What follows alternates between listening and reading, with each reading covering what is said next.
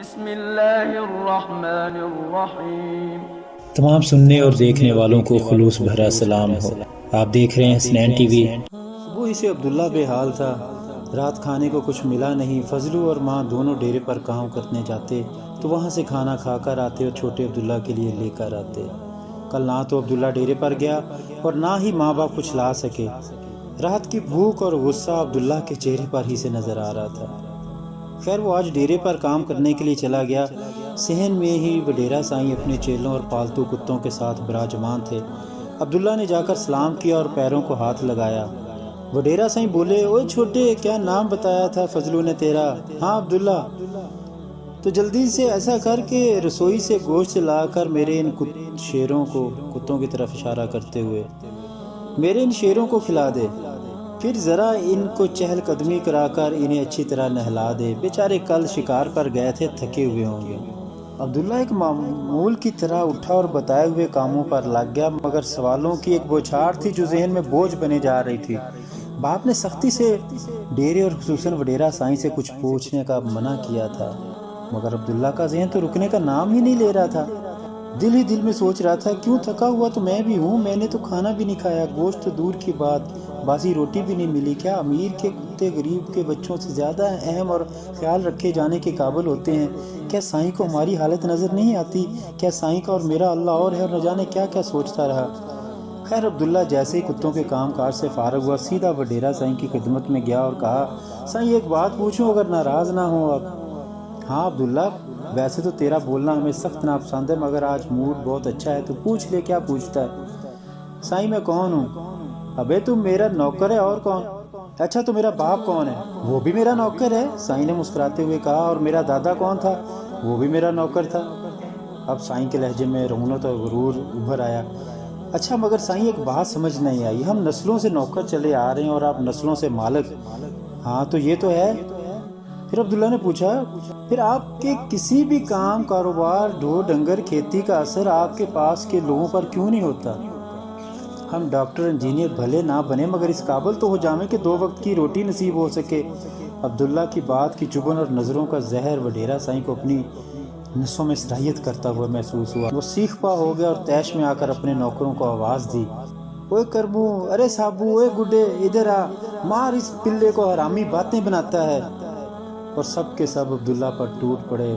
اندر زنان خانے میں کسی نے 6 آدمیوں کو ایک 8 سالہ لڑکے کو پیٹتے دیکھا تو عبداللہ کے باپ کو خبر کر دی۔ فضلو بیچارہ کپ کپاتا ہوا آیا اور سائیں کے پاؤں پڑ گیا۔ معاف کر دے سائیں، پگلا گیا ہے گرمی میں، بے وقوف ہے، جاہل ہے، معاف کر دے سائیں، بچہ ہے۔ لاتوں، مکوں اور تھپڑوں کی زد میں جب عبداللہ کے کپڑے پھٹ گئے اور چہرہ لہو لہان ہو گیا، تب کہیں جا کے سائیں کی انا کو تسکین پہنچی۔ کہنے لگے، اوے فضلو، لے جا اسے، لے کر آئندہ ڈیرے پر اگر یہ نظر آیا تو اسے کٹوا کے کتوں کو کھلا دوں گا۔ فضلو اپنے لختے جگر کو نیم بے ہوشی کی حالت میں لے کر گھر پہنچا تو بیوی نے رو رو کر جان ہلکان کر دی، مگر تعجب کی بات ہے کہ عبداللہ کی آنکھوں کی چمک اور چہرے کی شوخی مزید بڑھ گئی تھی۔ درد، تکلیف، ہونٹوں پر بہتے خون کا ذائقہ، پھٹے کپڑوں میں جھانکتا ہوا لاغر جسم اور سوجی ہوئی آنکھیں، آج عبداللہ کا ظاہر اس کے باطن کا نظارہ پیش کر رہا تھا۔ وہ پوری رات درد میں کمی کے پر سوتا اور شدت پر اٹھتا رہا۔ فضلو کو تو جیسے آج کسی نے اندر سے ہی توڑ ڈالا ہو، اپنے سامنے اپنے لختے جگر کو پٹتا دیکھتا رہا، اور اتنی جرت بھی نہ ہوئی کہ اٹھ کے بچا ہی سکے، کوئی ہاتھ ہی روک لے۔ آج پھر فضلو رات بھر کھلے آسمان کے نیچے بیٹھا اپنے اللہ سے نہ جانے کیا کیا کہتا رہا۔ خلاف توقع صبح عبداللہ اٹھا تو اس کا موڈ کافی خوشگوار تھا، جسم پر چوٹوں کے نشان، مگر چہرے پر وہی ازلی مسکراہٹ جو اس کی شخصیت کا حصہ تھی۔ ماں نے جلدی سے گرم گرم پراٹھا سامنے رکھ دیا اور باپ کی قمیض سے بنائی گئی قمیض بھی رکھ دی۔ عبداللہ ماں سے، اماں یہ روٹی کہاں سے آئی؟ تو کھا لے چپ کر کے، کل کا بھوکا ہے۔ سائیں کے ڈیرے سے آٹا لائی ہے نا، تو کھاتا ہے کہ نہیں؟ ماں نے بڑی مشکل سے آنسو روکتے ہوئے کہا۔ عبداللہ کا دل تو نہیں چاہ رہا تھا، مگر ماں کے غم کو دیکھتے ہوئے روٹی کھائی ہوئی قمیض پہن کر باہر نکل گیا۔ عبداللہ جلد از جلد چاچا دینو کے پاس پہنچ کر اپنے دل کا غم ہلکا کرنا چاہتا تھا۔ چاچا دینو نے عبداللہ کی شکل دیکھی تو مسکرانے لگا۔ عبداللہ کو تو جیسے آگ ہی لگ گئی۔ اوے چاچا، کیسا دوست ہے تو، مجھے پھینٹی پڑی اور تو ہنس رہا ہے۔ عبداللہ یہ تو سینک ہو رہی ہے کندن کی، چاچا یہ موٹی موٹی باتیں کہہ کر دل نہ جلایا کر، مجھے کچھ پوچھنا ہے۔ ہاں پوچھ۔ چاچا میں کیا کروں، میری زندگی تو ختم ہو گئی ہے، ڈیرے پر جانے پر پابندی لگ گئی ہے، تجھے پتہ ہے نا کل کیا ہوا ہے؟ ہاں ہاں عبداللہ، پورے گاؤں کو پتہ ہے۔ تو کیا اللہ کو بھی پتہ ہوگا؟ ہاں بیٹا، وہ تو مال کے کل ہے، سب دیکھتا ہے، سب سنتا ہے۔ تو پھر وہ مجھے بچانے کیوں نہیں آیا؟ سائیں کے بندے آ گئے تھے نا مارنے، تو کہتا ہے کہ میں اللہ کا بندہ ہوں، تو وہ کیوں نہیں آیا بچانے کو؟ بیٹا ہر کام میں اللہ کی مصلحت ہوگی، شاید تیرا ڈیرے پر کام کرنا اسے منظور نہ ہو۔ چل تو چھوڑ اسے، نماز پڑھ لے مسجد جا کر، ظہر ہونے والی ہے۔ ظہر پڑھ کے چاچا دینو سبزی کی ریڑھی لے کر گاؤں کے بس سٹینڈ پر کھڑا ہو گیا اور عبداللہ اس کے ساتھ ساتھ۔ چاچا ہم نماز کیوں پڑھتے ہیں؟ تاکہ اللہ پاک خوش ہو جاوے۔ اگر ہمیں نماز پڑھ خوشی نہ ہوئے تو بھی اللہ پاک خوش ہو جائیں گے۔ چاچا دینو دیر تک عبداللہ کو دیکھتا رہا مگر جواب کچھ نہ دیا۔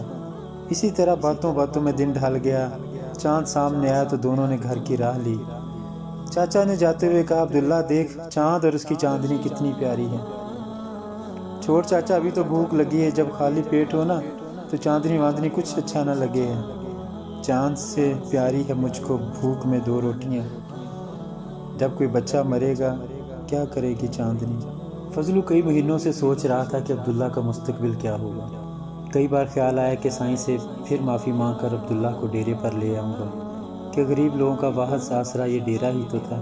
مگر سائیں کے غصے، عبداللہ کے سوال کرنے کی مستقل عادت کے ڈر سے چپ ہو رہا۔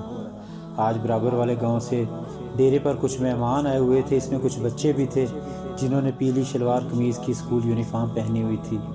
یہ دیکھتے ہی فضلو کے دل میں بھی امید جاگی کہ وہ عبداللہ کو اسکول میں داخل کرا دے، اس طرح شاید اسے زندگی میں کوئی کام بھی مل سکے اور اس کا وقت بھی برباد نہ ہو۔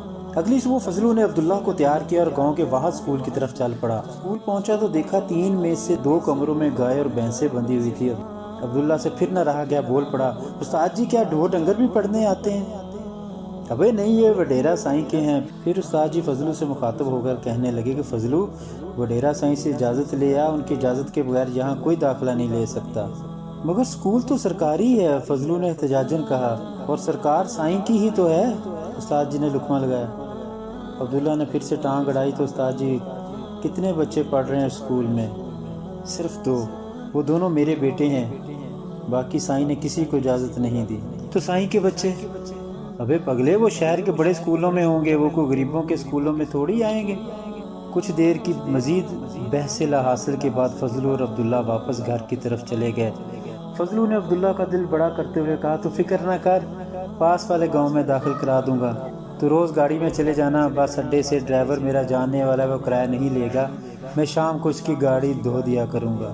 کچھ دنوں بعد سائیں شہر گیا تو فضلو چپکے سے برابر والے گاؤں چلا گیا اسکول پتہ کرنے کو۔ عبداللہ پورا دن اسی کا انتظار کرتا رہا۔ فضلو آیا اور کہا کہ وہاں داخلہ نہیں ملا اور سو گیا۔ عبداللہ کو کچھ سمجھ نہیں آیا اور کہ کیا ہوا، مگر پوچھے تو پوچھے کیا۔ رات کے پچھلے پہر عبداللہ کی آنکھ کھلی تو ابا کو اماں سے کہتے سنا، ارے نیک بخت، وہاں اسکول میں بچوں سے کام کرواتے ہیں، پورے گاؤں میں یہ بات مشہور ہے، ہمارا عبداللہ تو ویسے بھی بڑا کمزور ہے، شور بھی نہیں کر سکے گا، اس کے نصیب میں ہی نہیں ہے اسکول، تو پریشان نہ ہو، اللہ کوئی سبیل کرے تو کرے، فضا تو کچھ سجائی نہیں دیتا۔ پتہ نہیں کب کوئی آنسو عبداللہ کی آنکھ سے نکلا اور تہہ خاک ہوا۔ آج فضلو پھر مسجد میں انہی مولوی صاحب کی منت سماجت کر رہا تھا کہ عبداللہ کو مسجد میں قرآن اور نماز پڑھا دیں اور مدرسے میں داخلہ دے دیں۔ دیکھ فضلو، تیرے بچے کے کرتوت اور شہرت کچھ اچھی نہیں ہے گاؤں بھر میں، اوپر سے وڈیرا سائیں ناراض ہو گئے تو چندہ بھی نہیں ملے گا، تو اگر وعدہ کر کے تیرا لال سوال نہیں پوچھے گا اور روز مسجد میں اور مدرسے کی جھاڑ پونچھ کرے گا تو کل سے بھیج دے۔ اور یوں کچھ گھنٹوں کی غلامی اور سوال نہ کرنے کی شرط پر عبداللہ کا داخلہ ہو گیا۔ عبداللہ مسجد میں پڑھائی کی منازل بہت تیزی سے طے کرتا چلا گیا۔ صبح فجر کے بعد ہی آ جاتا اور مغرب کے بعد گھر جاتا، جبکہ معمول کے اوقات سورج نکلنے سے لے کر ظہر کی نماز تک تھے۔ کھانا بھی مدرسے میں کچھ نہ کچھ مل ہی جاتا۔ نورانی قاعدہ، یسر القرآن، ناظرہ، تجوید، سب کچھ عبداللہ نے 2 سال کے عرصے میں مکمل کر لیا۔ لکھنا پڑھنا بھی سیکھ لیا۔ حافظہ اس کمال کا تھا کہ سال پہلے کی باتیں یوں ازبر ہوتی جیسے کل کی بات ہو۔ 2 سال میں معمولی نوک جھوک کے علاوہ ابھی تک کوئی بڑا مسئلہ نہ ہوا تھا۔ ایک دن مولوی صاحب نے عبداللہ کو مولوی بننے کا مشورہ دیا۔ مولوی صاحب مولوی کسے کہتے ہیں؟ بھائی وہ شخص جو انسانوں کو اللہ کا راستہ دکھائے وہ مولوی ہوتا ہے۔ تو مولوی کو راستہ کون دکھاتا ہے؟ اسے دین کا علم کون دکھاتا ہے؟ اسے دین کا علم راستہ دکھاتا ہے۔ تو لوگ دین کا علم حاصل کر لیں، مولوی کی ضرورت کیا ہے؟ لوگوں میں اتنی عقل نہیں ہوتی، تو مولوی کے پاس عقل کہاں سے آتی ہے؟ مولوی کو اللہ دیتا ہے تو لوگوں کو کیوں نہیں دیتا؟ اور اس گفتگو کے بعد مولوی صاحب نے عبداللہ کو مولوی بنانے اور عبداللہ نے مولوی بننے کا خیال دل سے نکال دیا۔ مدرسے وہ اب بھی جاتا تھا ایک استاد سے حدیث اور فقہ پڑھنے، مگر اب اس کے سوالوں کا سلسلہ دراز ہوتا جا رہا تھا۔ وَمَا خَلَقْتُ الْجِنَّ وَالْإِنسَ إِلَّا لِيَعْبُدُونَ سورۃ الزاریات۔ اور میں نے جنوں اور انسانوں کو اس لیے پیدا کیا کہ وہ میری عبادت کریں۔ آج کی کلاس مولوی صاحب نے اس جملے سے شروع کی۔ پوری جماعت نے اقرار میں سر ہلایا، مگر عبداللہ کو بھلا آسان باتیں کب سمجھ آتی تھیں؟ مولوی صاحب کچھ سمجھ نہیں آیا۔ مولوی صاحب نے غصے میں عبداللہ کو دیکھا اور عربی اور اردو میں آیت اور اس کا ترجمہ پھر بیان کر دیا۔ مولوی صاحب بات نہیں بنی، عبداللہ پھر بولا۔ اب مولوی صاحب کے صبر کا پیمانہ لبریز ہو چکا تھا۔ انہوں نے چیخ کر کہا، بدبخت، سب بچوں کو سمجھ آ گیا، تیرا دماغ ہے یا بھوسا، تجھے کیا مسئلہ ہے جو اتنی آسان بات پلے نہیں پڑتی؟ مولوی صاحب فرشتے موجود ہیں نا، کوئی 24 گھنٹے رکوع میں تو کوئی سجدے میں، کوئی حمد و ثنا کے لیے، کوئی طواف میں مگن، تو اللہ کو میری عبادت کیوں چاہیے؟ آخر میری عبادت فرشتوں کی عبادت سے کیسے مختلف ہوئی؟ چپ کر بدبخت، ہر بات پر سوال نہ پوچھا کر، اللہ کا کلام ہے اور تو مسجد میں بیٹھا ہے۔ مگر اللہ سائیں نے یہ کلام ہمارے واسطے بھیجا ہے، اگر میں سمجھوں گا نہیں تو عمل کیسے کروں گا؟ مجھے فرق سمجھا دیں ورنہ میں تو نہیں پڑھتا نماز۔ کیا ضروری ہے کہ فتنہ محشر بھی بنوں؟ وجہ تخلیق جہاں ہوں، یہ سزا کافی ہے۔ عبداللہ کے یہ الفاظ پوری کلاس میں بجلی بن کر گرے۔ مولوی صاحب نے عبداللہ کہ اس کفر کی پاداش میں مرتد ہونے کا فتویٰ لگایا اور خبر گاؤں میں جنگل کی آگ کی طرح پھیل گئی۔ ناظرین، اسلامی واقعات اور اللہ رب العزت کے برگزیدہ بندوں کے حالات کے بارے میں آپ کو حسنین ٹی وی سے معلوماتی ویڈیوز ملتی رہیں گی۔ ویڈیوز اچھی لگے تو چینل کو سبسکرائب کریں، بیل آئیکن کو پریس کریں تاکہ آپ کو ملتی رہیں نئی سے نئی ویڈیوز کا نوٹیفیکیشن۔ لائک اور شیئر بھی کریں تاکہ آپ کے حلقہ احباب میں لوگ اس سے مستفیض ہو سکیں۔ اور سارا خیال رکھیں اپنا اور اپنے پیاروں کا۔ اللہ رب العزت ہم سب کو اپنے حفظ و امان میں رکھے، آمین ثم آمین، والسلام۔